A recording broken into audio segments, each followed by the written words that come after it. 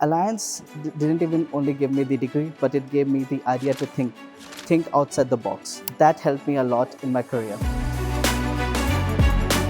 Currently, I'm working in JP Morgan Chase as an internal auditor in cybersecurity and risk audit. During the third year and the fourth year into the program, I felt that the college was emphasizing more on soft skill development and hard skill development rather than just only focus on the curriculum. Because of that, I believe that we were future ready to make myself upskill and get ready for the campus placement.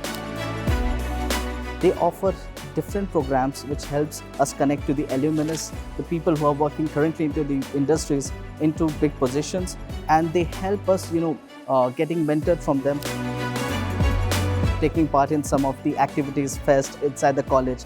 It gave me a skill to, make yourself stand above the rest, and that really helped me, run from the placements to Deloitte and to JP Morgan.